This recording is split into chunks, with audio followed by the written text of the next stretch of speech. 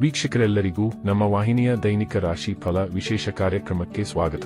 ಇವತ್ತಿನ ಈ ವಿಡಿಯೋದಲ್ಲಿ ನಾವು ವರ್ಷ 2026 ರ ಏಪ್ರಿಲ್ ತಿಂಗಳಿನ 15 ಮತ್ತು 16ನೇ ತಾರೀಕಿನ ದಿನಗಳ ಸಿಂಹ ರಾಶಿಯ ದೈನಿಕ ಫಲಗಳನ್ನು ತಿಳಿದುಕೊಳ್ಳಲಿದ್ದು, ಇಲ್ಲಿ ಈ ದಿನಗಳು ಸಿಂಹ ರಾಶಿಯ ಜಾತಕದವರ ಪಾಲಿಗೆ ಹೇಗೆ ಸಾಬೀತಾಗಲಿವೆ ಅನ್ನೋದೆಲ್ಲವನ್ನ ಇಲ್ಲಿ ವಿಸ್ತಾರ ರೂಪದಲ್ಲಿ ತಿಳಿದುಕೊಳ್ಳೋಣ. ವಿಡಿಯೋ ಪ್ರಾರಂಭಿಸುವುದಕ್ಕೂ ಮುನ್ನ ಎಂದಿನಂತೆ ನಮ್ಮ ವಿನಂತಿ ಎಂದರೆ, ನೀವಿನ್ನೂ ನಮ್ಮ ಚಾನೆಲ್ ಸಬ್ಸ್ಕ್ರೈಬ್ ಮಾಡಿಲ್ಲವೆಂದರೆ ಈ ಕೂಡಲೇ ನಮ್ಮ ಚಾನೆಲ್ ಅನ್ನು ಸಬ್ಸ್ಕ್ರೈಬ್ ಮಾಡಿ. ಜೊತೆಗೆ ನಮ್ಮೆಲ್ಲ ವಿಡಿಯೋಗಳ ನಿರಂತರ ಅಪ್ಡೇಟ್ಸ್ಗಳಿಗಾಗಿ ತಪ್ಪದೇ ಪಕ್ಕದ ಬೆಲ್ ಐಕಾನ್ ಬಟನ್ ಕೂಡ ಕ್ಲಿಕ್ ಮಾಡಿ. ನಿಮ್ಮ ಜೀವನದಲ್ಲಿಯೂ ಏನಾದರೂ ಸಮಸ್ಯೆಗಳು ಬಾಧಿಸುತ್ತಲಿದ್ದರೆ ಈ ಕೂಡಲೇ ಸ್ಕ್ರೀನ್ ಮೇಲೆ ಕಾಣ್ತಿರುವ ನಮ್ಮ ಗುರೂಜಿ ನಂಬರಿಗೆ ಕರೆ ಮಾಡಿ ಶೀಘ್ರವೇ ಶಾಶ್ವತ ಪರಿಹಾರ ಕಂಡುಕೊಳ್ಳಿ. ವೀಕ್ಷಕರೇ, ಏಪ್ರಿಲ್ ತಿಂಗಳಿನ 15ನೇ ತಾರೀಕಿನ ದಿನವು ಬುಧವಾರದ ದಿನವಾಗಿರಲಿದ್ದು, ಇಲ್ಲಿ ಚೈತ್ರ ಮಾಸದ ಕೃಷ್ಣ ಪಕ್ಷದ ತ್ರಯೋದಶಿಯ ತಿಥಿ ಇರಲಿದೆ. ಹಾಗೆ ಈ ದಿನದಂದು ಪೂರ್ವಾಷಾಢ ನಕ್ಷತ್ರದ ಗೋಚರವಿರಲಿದ್ದು, ಇಲ್ಲಿ ಬ್ರಹ್ಮ ಹೆಸರಿನ ಯೋಗವಿರಲಿದೆ. ಚಂದ್ರದೇವನು ಈ ದಿನದಂದು ಮೀನ ರಾಶಿಯಲ್ಲಿ ಗೋಚರಿಸಲಿದ್ದು, ಇಲ್ಲಿ ಸೂರ್ಯದೇವನು ಮೇಷ ರಾಶಿಯಲ್ಲಿ ವಿರಾಜಮಾನನಾಗಿರಲಿದ್ದಾನೆ. ಇನ್ನು ಈ ದಿನದಂದು ಯಾವುದೇ ಅಭಿಜಿತ ಮುಹೂರ್ತವಿರುವುದಿಲ್ಲ.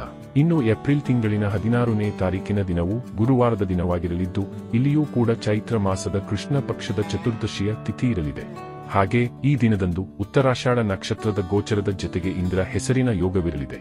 ಚಂದ್ರದೇವನು ಈ ದಿನದಂದು ಕೂಡ ಮೀನ ರಾಶಿಯಲ್ಲಿಯೇ ವಿರಾಜಮಾನನಾಗಿರಲಿದ್ದು, ಇಲ್ಲಿ ಸೂರ್ಯದೇವನು ಸಹ ಮೇಷ ರಾಶಿಯಲ್ಲಿಯೇ ಗೋಚರಿಸಲಿದ್ದಾನೆ. ಇನ್ನು ಈ ದಿನದಂದು ಅಭಿಜಿತ ಮುಹೂರ್ತವು ಬೆಳಗಿನ 11:55 ಹಿಡಿದು ಮಧ್ಯಾಹ್ನದ 12:47 ಇರಲಿದೆ. ವೀಕ್ಷಕರೇ, ಇದು ಈ 2 ದಿನಗಳ ಗ್ರಹ, ನಕ್ಷತ್ರ ಮತ್ತು ಯೋಗಗಳ ಕುರಿತಾಗಿರುವ ಮಾಹಿತಿಯಾಗಿದ್ದು, ಈ ಮಾಹಿತಿಯನ್ನೇ ಆಧರಿಸಿ ಈಗ ಈ ದಿನಗಳ ಸಿಂಹ ರಾಶಿಯ ಫಲಗಳನ್ನು ನೋಡೋಣ.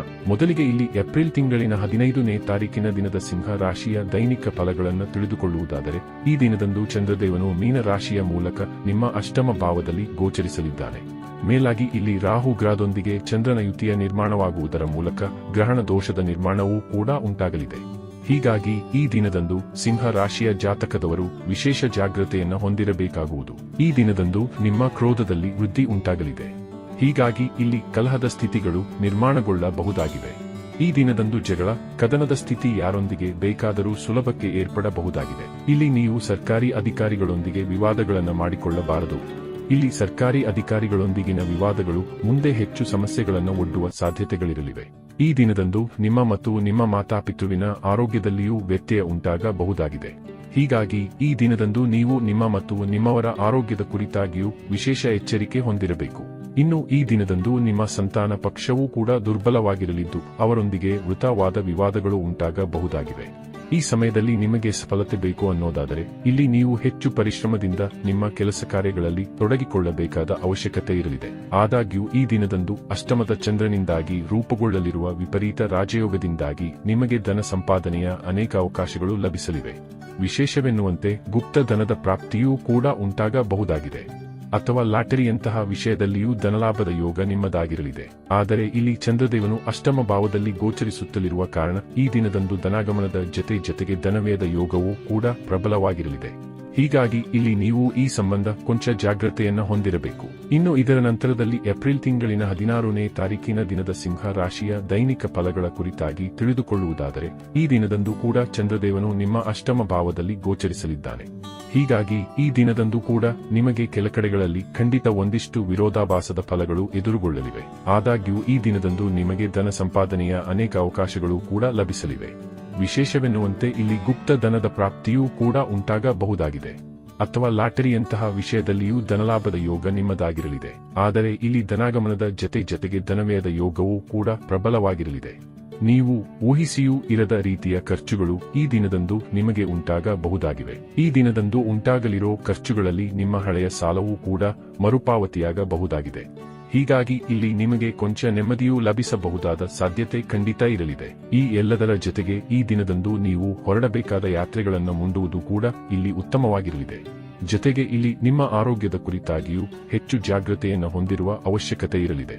ಕಾರಣ ಈ ದಿನದಂದು ನಿಮ್ಮ ಶಾರೀರಿಕ ಊರ್ಜೆಯಲ್ಲಿ ಕೊರತೆ ಕಂಡು ಬರಲಿದ್ದು, ಇದರಿಂದಾಗಿ ಇಲ್ಲಿ ನಿಮಗೆ ತಲೆನೋವು, ಮಾನಸಿಕ ಒತ್ತಡವೂ ಕೂಡ ಬಾಧಿಸಬಹುದಾಗಿದೆ.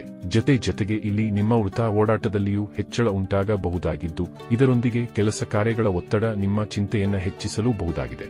ಹೀಗಾಗಿ ಈ ಸಂಬಂಧ ಕೊಂಚ ಜಾಗ್ರತೆಯನ್ನ ನೀವು ಹೊಂದಿರಬೇಕು. ಇಲ್ಲಿ ನಿಮ್ಮ ಸ್ವಭಾವದಲ್ಲಿ ಕ್ರೋಧವೂ ಕೂಡ ಅಧಿಕವಾಗಿರಲಿದ್ದು, ಇಲ್ಲಿ ಜಗಳ ವಿವಾದಗಳಲ್ಲಿ ನೀವು ತತ್ಪರರಾಗಿ ಕಂಡುಬರಲಿದ್ದೀರಿ. ಈ ದಿನದಂದು ನೀವು ವಿಶೇಷ ರೂಪದಲ್ಲಿ ಸರ್ಕಾರಿ ಅಧಿಕಾರಿಗಳೊಂದಿಗೂ ಉತ್ತಮ ವರ್ತನೆ ತೋರಬೇಕಿದ್ದು, ಅವರೊಂದಿಗೆ ವಿವಾದಗಳಿಗೆ ಇಳಿಯಬಾರದು. ಒಟ್ಟಾರೆಯಾಗಿ ಇಲ್ಲಿ ಈ 2 ದಿನಗಳು ನಿಮ್ಮ ಪಾಲಿಗೆ ಒಂದಿಷ್ಟು ವಿರೋಧಾಭಾಸದಿಂದ ಕೂಡಿರಲಿದ್ದು, ಇಲ್ಲಿ ಪರಿಸ್ಥಿತಿಗೆ ಅನುಗುಣವಾಗಿ ನಿಮ್ಮ ದಿನಚರಿಯನ್ನು ಸರಿದೂಗಿಸಿಕೊಂಡು ಮುನ್ನಡೆಯಬೇಕು. ವೀಕ್ಷಕರೇ, ಇದು ಈ 2 ದಿನಗಳ ಸಿಂಹ ರಾಶಿಯ ದೈನಿಕ ಫಲಗಳ ಸಂಪೂರ್ಣ ಮಾಹಿತಿ. ಈ ಮಾಹಿತಿ ನಿಮಗೆ ಇಷ್ಟವಾದರೆ ವಿಡಿಯೋವನ್ನು ಲೈಕ್ ಮತ್ತು ಶೇರ್ ಮಾಡಿ. ಹಾಗೆ ಚಾನೆಲ್ ಸಬ್ಸ್ಕ್ರೈಬ್ ಮಾಡುವುದರೊಂದಿಗೆ ನಿರಂತರ ವಿಡಿಯೋ ಅಪ್ಡೇಟ್ಸ್ಗಳಿಗಾಗಿ ತಪ್ಪದೇ ಪಕ್ಕದ ಬೆಲ್ ಐಕಾನ್ ಬಟನ್ ಕೂಡ ಕ್ಲಿಕ್ ಮಾಡಿ.